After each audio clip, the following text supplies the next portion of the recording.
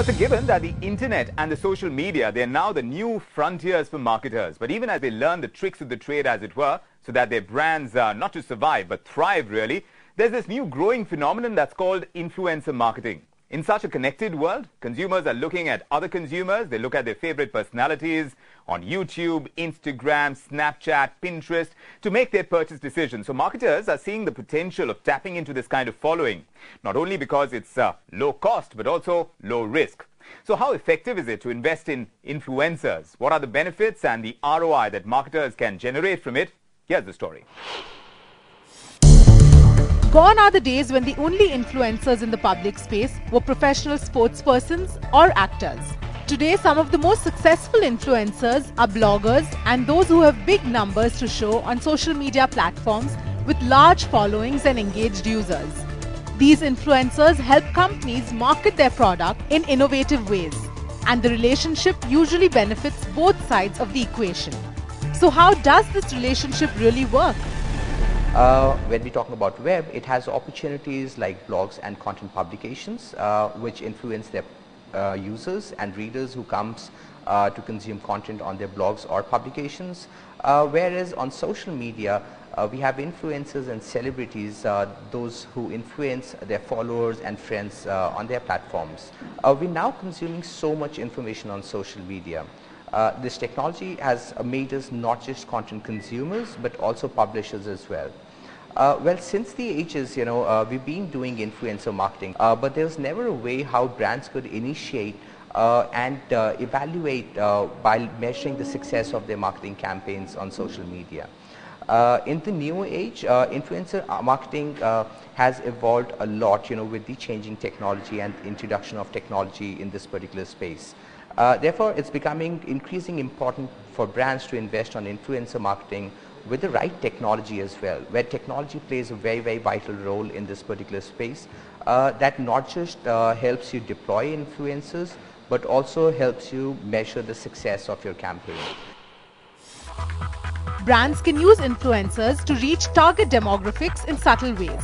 Unlike traditional ads, commercials, or aggressive product pitches, relevant and meaningful partnerships with influencers can convince consumers that they are getting honest product recommendations from people that they trust.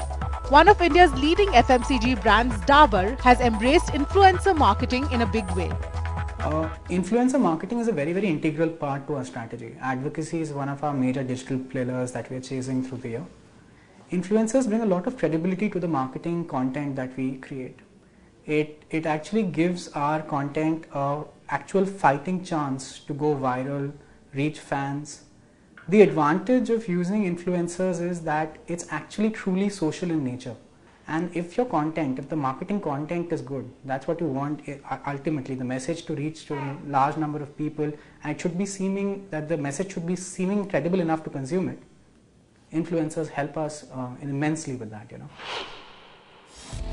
But given that influencers range across a broad spectrum and their contribution does not directly result in sales, what are the metrics used for deciding whether or not a brand can bet on them? So 4 things they need to look for when they're looking for ROI. The first thing will be reach or impressions. This is the number of times the post has been viewed by someone.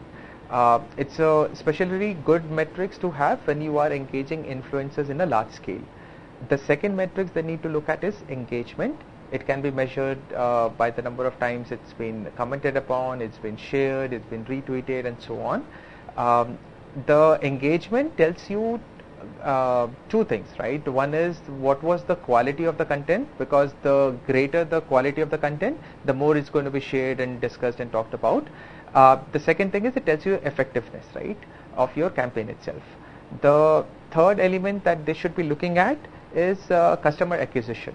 Again, customer acquisition they can measure through different ways, the amount of traffic that's coming on their website, the number of social sales that they're generating, or as simple as the reduction in the churn rate that they are seeing, right? So that's the third thing, which is customer acquisition. I must also say that influencer marketing is currently the fastest growing channel for digital customer acquisition, right? So if a brand is not looking at customer acquisition as a metric for influencer marketing, then they should think again. The fourth one is earned media, right? Earned media, simply put, you can look at the amount of brand mentions that you're getting. Has the amount of brand mentioned across social channels and online gone up since you started doing influencer marketing? Where is it? What kind of conversations are taking place?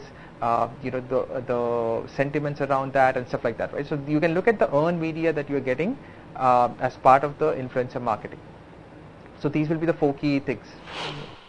With this newfound irreverent new breed of celebrities or influencers who can access a global audience, marketeers are increasingly looking at this avenue to reach a wider, younger demographic. But is this strategy paying off? And are brands really getting their money's worth? In fact, the returns are more than expected. Like recently, we did a campaign called Help Prevent Dengue. We had 2 brands participating. Initially, we started with this with our influencer base. And we started conversations on what we should do to actually prevent dengue. Generally, that was out there. It was a topical content. And then we started seeding in how Odomos is the only mosquito repellent which you can carry outside your home. It's like a cream. You can apply it all over you.